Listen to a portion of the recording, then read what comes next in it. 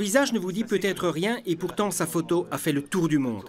Ramzi Abou Redouane a été le symbole de la première intifada, la guerre des pierres contre l'occupation de la Palestine. Ce jeune homme posé a connu un parcours extraordinaire. Fou de musique, cet enfant des camps a pu réaliser son rêve à l'âge de 16 ans en participant à un stage.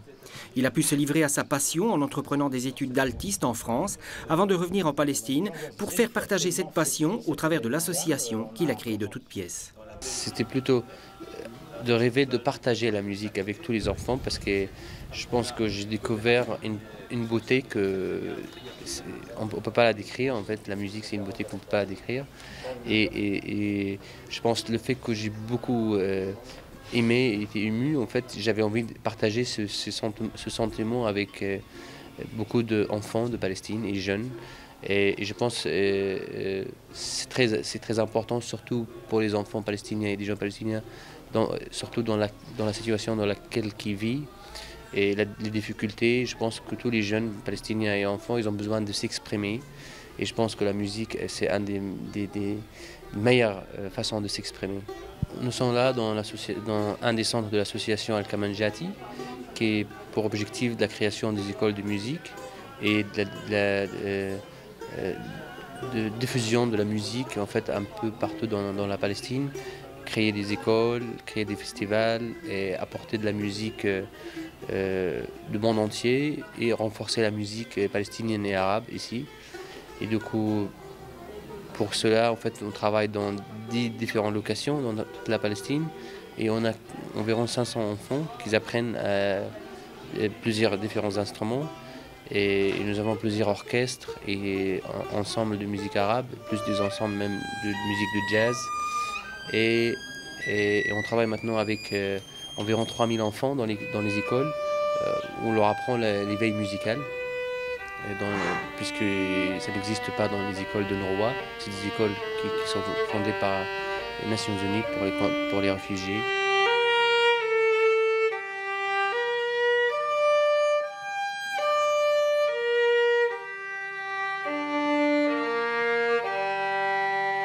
Musicien reconnu internationalement, Ramzi est aussi en train de recréer l'Orchestre national de Palestine, un outil de résistance culturelle.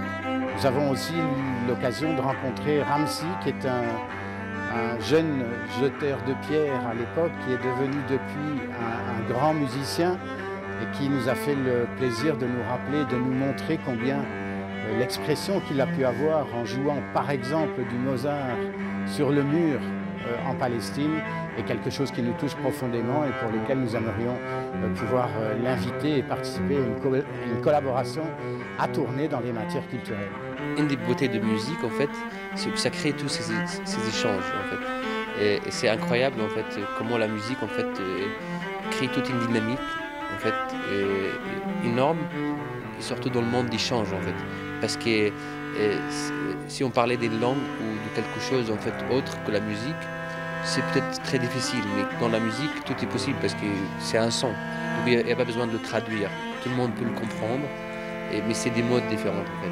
Et du coup, tout ce qui s'est passé aujourd'hui, moi, je suis très heureux et je serai encore plus heureux quand ça va avoir lieu, parce que ça, quand même, renforce les échanges et puis renforce le fait que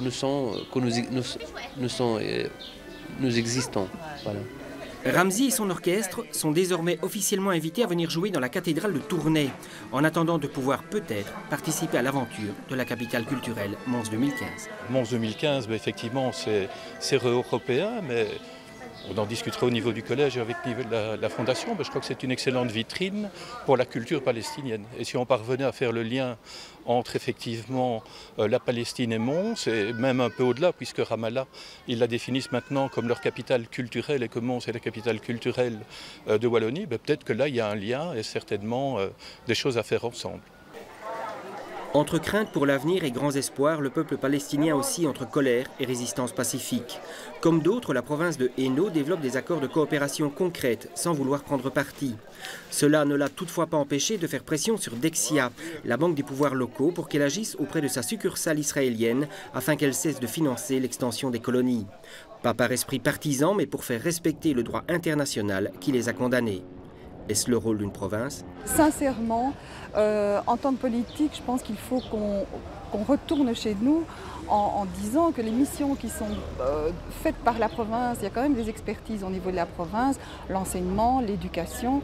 Et donc, si ces missions qui sont faites par la province permettent à des jeunes qui viennent de chez nous dans cet hôpital et qui apprennent quoi? Le sens humain, parce que c'est quand même important de connaître l'autre, d'avoir une ouverture, d'avoir une éducation à aimer l'autre et à travailler avec l'autre.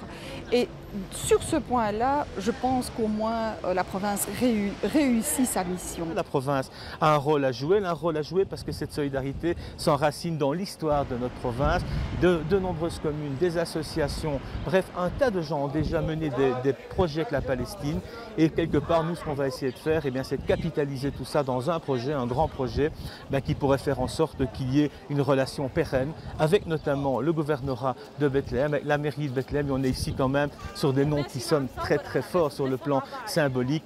Et j'espère en tout cas que ce n'est pas la dernière fois que nous viendrons, mais que l'on pourra montrer que l'on est capable de faire de la solidarité active, positive, intelligente, avec des retombées très positives aussi pour notre province. Inch'Allah, comme on dit en Palestine.